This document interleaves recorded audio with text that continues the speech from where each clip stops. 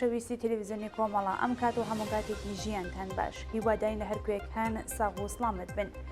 خۆشەویستان ئەمڕۆ شەمەیەکی خەزاڵوەری 1402 هەتاوی بەرابەرە لەگەڵ 23 سەپتەمبری 2023 زاینی لەگەڵ هاوڕیانی هاوکارم لە خزمەتتان داین بۆ پێشکەشکردنی گەشتی هەواڵەکانی کوردستان، ئێران و جیهان. سەرەتاش سەردەڕی چەند هەواڵ. کۆبوونەوەی بنەماڵەی دادخوازان لەسەر مەزاری گیانبەخت کردوانی بۆکان و مەهاباد، گیانەدەستانی کرێکارێک لە کرماشان، دەست بەسەرکردنی دوولاوی خەڵکی قوڕوە و سنە لەلایەن حکوومەتەوە، ناڕوونی چارەنووسی پژمان مورادی پاش 18 مانگ بەندکران، دەست بەسەرکرانی 110 قوتابی و 43 مامۆستای قوتابخانە لە ئێراندا، ناڕەزایەتی کرێکارانی قەتاری شاری ئەهواز لە ئاستۆخی خراپی ژیان، سوتاندنی ئۆتۆمبیلەکانی ڕژیم لە شارستانی جاسک و سەردانی گڵکۆی گیانبەختکردوان لە چەند شاری ئێران.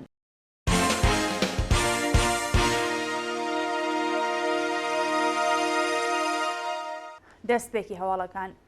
کۆبوونەوەی بنەماڵەی دادخوازان لەسەر مەزاری گیانبەختکردوانی بۆکان و مەهاباد ڕۆژی هەینی 31 خەرمانان و بەیانی شەمەیەکی ڕەزبەر بنەماڵەی دادخوازان لە شارەکانی مەهاباد و بۆکان لەسەر مەزاری ڕۆڵەکانیان کۆبوونەوە و ڕێزیان لە بیرەوەریەکانیان داگرت پاش ئەوەی لە چەند ڕۆژی ڕابردوودا بەکرێگیراوانی ڕژیم گوڵکۆی گیانبەختکردوانی شۆڕەشی ژینایان لە بۆکان شێواند. ڕۆژی هەینی دایکانی جەرگە سوتاوی بۆکان گوڵکۆی ڕۆڵەکەیان سەر لە نوێ ڕازاندەوە و مەزارەکانیان گوڵباران کرد. لەلایەکی دیکەوە بەیانی شەمە و هاوکات لەگەڵ یەکەم ڕۆژی کرانەوەی قوتابخانەکان سەنا کچی هەمیشە زیندوو شەماڵ خدری لە شاری مەهاباد هاوڕێ لەگەڵ بنەماڵەکەی لەسەر مەزاری باوکی حازر بوو و گوڵی لەسەر وێنەی باوکی دانا. گیانەدەستانی کرێکارێک لە کرماشان بەپێی هەواڵی گەیشت و ڕۆژی هەینی 31 خەرمانان کرێکارێکی تەمان 35 ساڵ لە کاتی کارکردن لە بینایەکی نیوەکارە لە کرماشان بەهۆی نەبوونی ئیمنی شوێنی کار گیانی لەدەستا.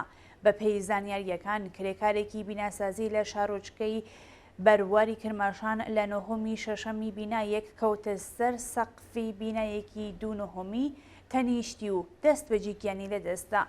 نەبوونی ئیمنی شوێنی کار، دابین نەکردنی کەڕەستەی خۆپاراستن و بیمە سەرەکی ببورن بیمە سەرەکی ترین هۆکارەکانی بەرزبوونەوەی ڕێژەی قوربانیانی ڕووداوی کار لە ئێرانە. دەست بەسەرکردنی دوولاوی خەڵکی قوڕوە و سنە لەلایەن حکوومەتەوە. لە ڕۆژانی ڕابردوودا دوولاوی خەڵکی شارەکانی سنە و قوڕوە بەناوەکانی ئازاد زەکەریایی و موجتەبا دێهقانی لەلایەن هێزە ئەمنیەکانەوە دەست بەسەرکران.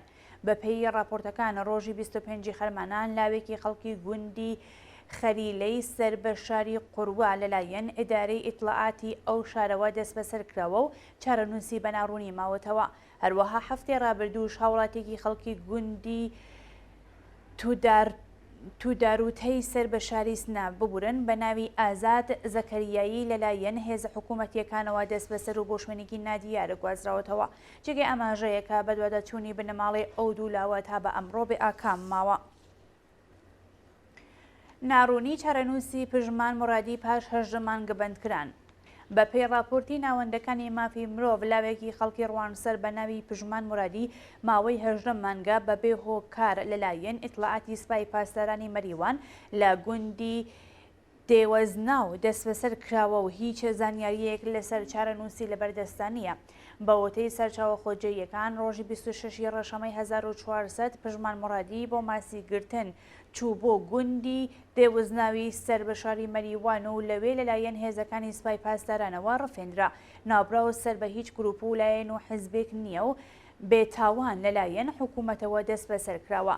بەوتێ بنەماڵەی پژمان بەدواداچوونەکانیان لە ماوەی 18 مانگی ڕابردوودا بێ ئاکام بووە و هیچ بەرپرس و ناوەندێکی دەوڵەتی وڵام دەرەوەی داواکاریەکەیان نەبووە و نیگەرانی دۆخی تەندروستی ڕۆڵەکەیانن. دەست بەسەرکرانی 110 قوتابی و 43 مامۆستای قوتابخانە لە ئێراندا.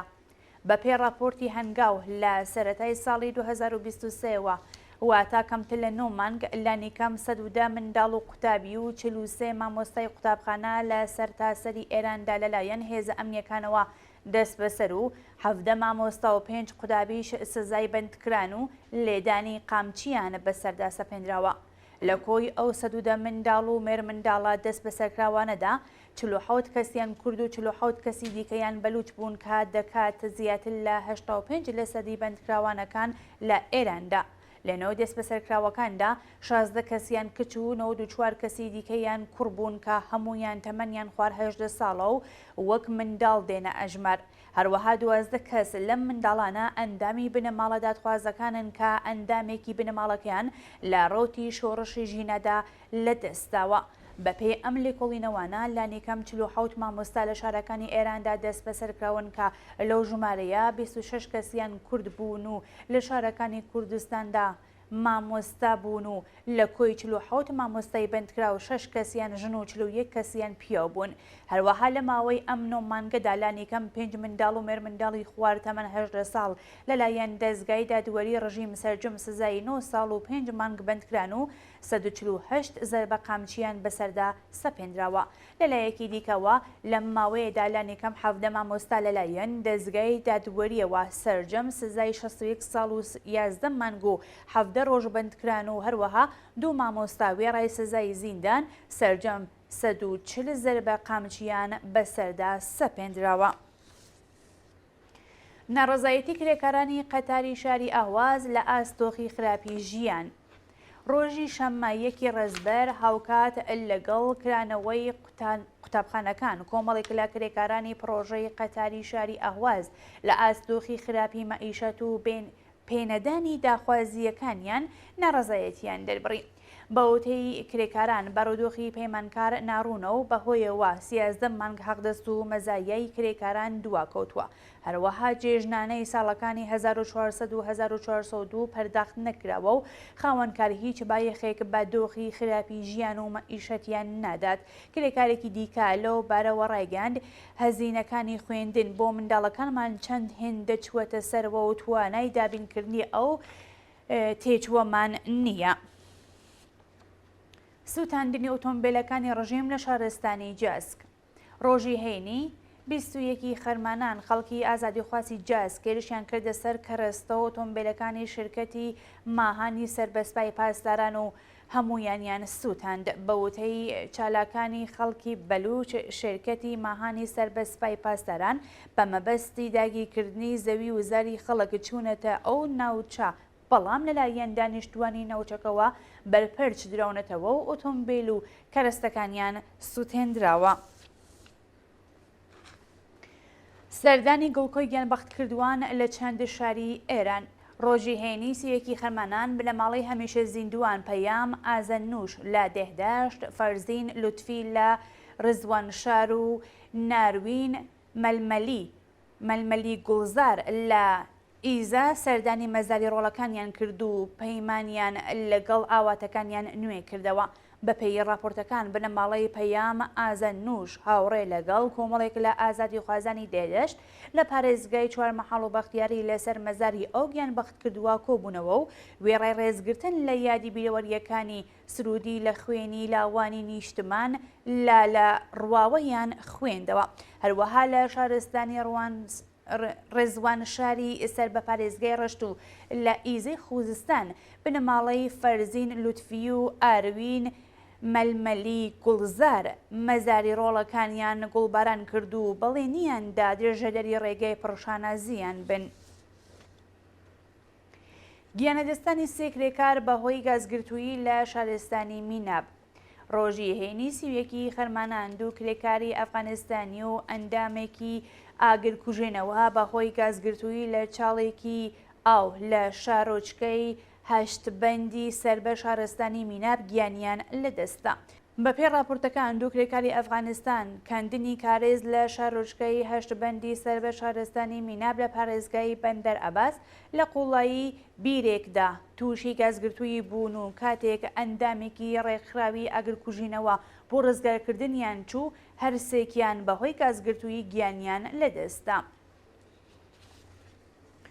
دەست بەسەرکردنی 4 چالاکی سنفی لە چەند شاری ئێران. لە ڕۆژانی ڕابردوودا 2 چالاکی سنفی فەرهەنگیان و 2 چالاکی خوێندکار لە شارەکانی نەوشار، مەشهەد، تاران و تەورز لەلایەن هێزە ئەمنیەکانەوە دەست بەسەرکران. بەپێی راپۆرتەکان میحراب فەرساد موختاری موعەلمی قوتابخانە لە شاری جالووز بەیانی چوارشەمە 29 خەرمانان لە ماڵەکەی خۆیدا لە شارستانی نەوشار لەلایەن ئیدارەی ئیطلاعاتەوە دەست بەسەرکراوە. هەروەها مهدی شەیبانی موعەلمی ئەبوولفەزل ئادینەزادە گیانبەخت کردووی ڕێگەی ئازادی لە شاری مەشهەد لە کاتی بەشداری لە مەراسمی ساڵڕۆژی لەدایکبوونی ئەبوولفەزل لەلایەن هێزە ئەمنیەکانەوە ڕفێندراوە. لەلایەکی دیکەوە شوڕەی سنفی خوێندکارانی ئێران لە راپۆرتێکدا ڕایگەاند ئامینە پاوێر و ئەلی ڕەزەوی خوێندکارانی زانکۆکانی ئازەربایجان و خواجە نەسی لەلایەن هێزەکانی حکوومەتەوە دەست بەسەرکراون. چێکی ئاماژەیەکە ئەو دوو چالاکە سنفیە ساڵی ڕابردووش دەست بەسەر و بەدانانی بارمتە ئازاد کرابوون. کوژرانی باوک و کوڕەیەک بە تەقەی هێزەکانی بەسیج لە زاهێدان. شەوی چوارشەمە 29 خەرمانان هێزەکانی بەسیج لە بنکەی تەردەستی شاهۆزهی لە ناوچەی بابایان لە شەقامی هیرمەندی زاهێدان بەبێ هۆکارتەقیان لە باوکێک و دوو کوڕەکەی کردو بەهۆیەوە منداڵێکی تەمەن 17 ساڵ گیانی لەدەستا و باوکی بە سەختی بریندارکرا. بەپێی راپۆرتی ڕێکخراوی حاڵوەش هاوڵاتێکی بەلوچ بەناوی محەممەد ڕەزا دارناڕوئی تەمەن 39 ساڵ و دوو کوڕەکەی لە شەقامی هیرمەندی زاهێدان و لە کاتی گەڕانەوە بۆ ماڵ لەلایەن هێزەکانی بەسیجەوە بەبێ هۆکاردراونەتە بەردەستڕێژی کولەو بەهۆیەوە کوڕە تەمەن 17 ساڵانەکەی بەناوی محەممەد دارناڕوئی گیانی لەدەستەوە و باوکی بە سەختی بریندار و ڕاگوێزی نەخۆشخانەکرا و ئێستا لە کۆمادایە. بەپێی زانیاریەکان کەسوکاری ئەو بنەماڵەیە سکاڵەیان دژ بە هێزەکانی بنکەی بەسیجی شاهۆزهی تۆمار کردووە، بەڵام ناوەندە قەزایی و ئەمنیەتیەکان هیچ هەنگاوێکیان بۆ دەست بەسەرکردن و تاوانباران هەڵنەگرتووە. سەپاندنی سزای 10 ساڵ زیندان بەسەر فروغ شەیخولئیسلامی. ڕۆژی پێنجشەممە 30 خەرمانانی 1402 لقی 26 دادگای ئینقلابی تاران فروغ شەیخولئیسلامی پارێزەری دادگستەری بە 10 ساڵ زیندان محکوم کردووە. بەپێی راپۆرتی ناوەندی ڕاوێژ و پەروەردەی دادبان خات و فروغ شەیخولئیسلامی لە ڕێگەی دوو تۆمەتی چالاکی تەبلیغی دژی نیزام و هاندانی خەڵک بۆ بێڕەوشتی و فساد سەرجەم بە 10 ساڵ زیندان محکوم کراوە و 9 ساڵی بۆ ئەچێتە بواری جێبەجێکردنەوە. ناوبراو ئەو حکومەی با پێشێلکردنی مافی مرۆڤ زانی و ڕایگەاند کۆماری ئیسلامی پاشە شۆڕشی ژینە لە ڕێگەی سەپاندنی سزای قورسەوە تۆڵەی خۆی لە چالاکانی سیاسی و مەدەنی دەکاتەوە. بەڵێ بینەرانی خۆشەویست هەواڵەکان پێشکەشکران فەرمونون بۆ بینینی درێژەی بەرنامەکانمان.